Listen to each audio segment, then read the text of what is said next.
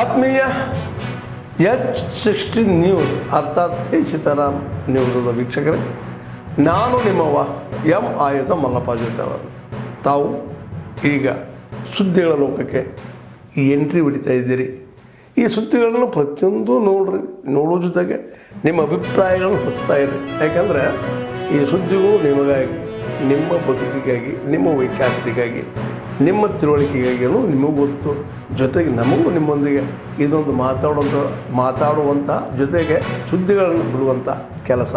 ಈ ಕೆಲಸದಲ್ಲಿ ನಾವು ನಿಮ್ಮೊಂದಿಗಿದ್ದೀವಿ ಅಂತ ಹೇಳ್ತಾ ನೋಡ್ತಾ ಇರಿ ಸುದ್ದಿಗಳನ್ನು. ಜನಗಣತಿ ಏನು ಆಗ್ತಾ ಇದೆ, ರಾಜ್ಯ ಸರ್ಕಾರ ಮಾಡ್ತಾ ಇದೆ, ಆ್ಯಕ್ಚುಲಿ ಜನರಿಗೆ ಭಾಳ ಅನ್ಯಾಯ ಆಗ್ತಾ ಇದೆ.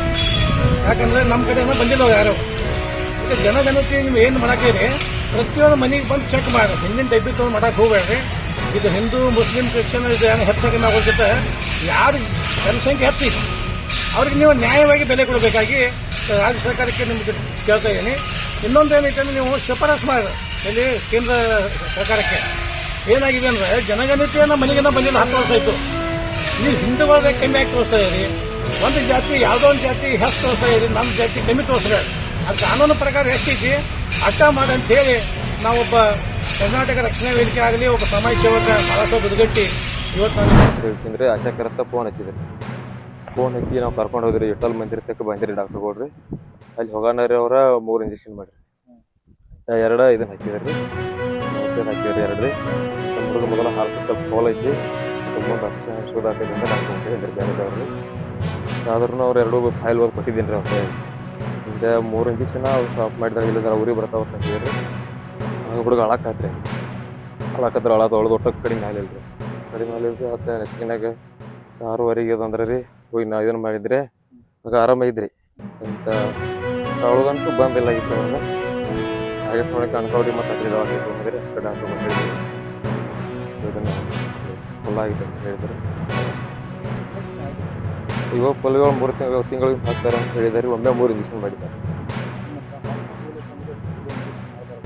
3 ಇಂಜೆಕ್ಷನ್ ಕೊಟ್ಟಾರ್ರಿ. 1 ಇಂಜೆಕ್ಷನ್ಗೆ ರಗತ್ ಬಂತ್ರಿ. ಅದು ಹತ್ತೇಳಿ ಒತ್ತಿ ಹಿಡಿದ್ರು ರಗತ್ ಸ್ವಲ್ಪ ನಿಂದ್ರಿಲ್ರಿ. ಆಗ ಒತ್ತಿ ಹಿಡ್ಕೊಂಡು ಆಗ ಬಂದಿರಿ. ಇಂಜೆಕ್ಷನ್ 2 ತಡಿ ಕೊಟ್ಟಾರ್ರಿ, 1 ಮುಂಡಿ ಕೊಟ್ಟಿದ್ದಾರೆ. ಅವ್ರಿಗೆ ಸರ್ ಅನ್ನಪ್ಪ ನಿನ್ನ ಮಧ್ಯಾಹ್ನ ಇಲ್ಲಿ ಬರಮ್ ಕುಡಿಯಾಗ ಬರಮ್ ಕುಡಿಯಾಗ ಈಗ ಡಾಕ್ಟರ್ಗಳವ್ರಿ ಅವ್ರು ಇಂಜೆಕ್ಷನ್ ಮಾಡೋಣ ನಮ್ಮ ಹುಡುಗ ಹೆಂಗಾಗಿತ್ತು ರೀ. ಡಾಕ್ಟರ್ ಹೆಸರು ಅವರ ಕರ್ಕೊಂಡು ಬೇರೆ ಮೋಳಿದಾರ ಅಂತಾರೆ. ಸರ್ ಬಂದಪ್ಪ ತಂದಿರ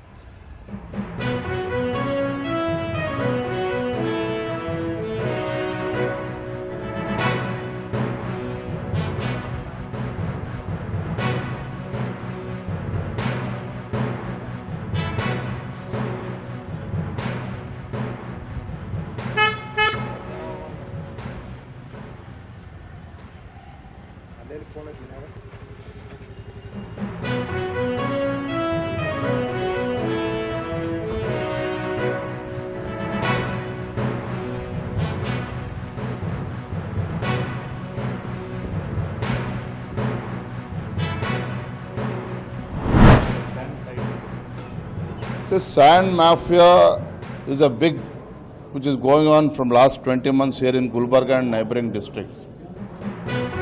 We visited the site and we collected the information also.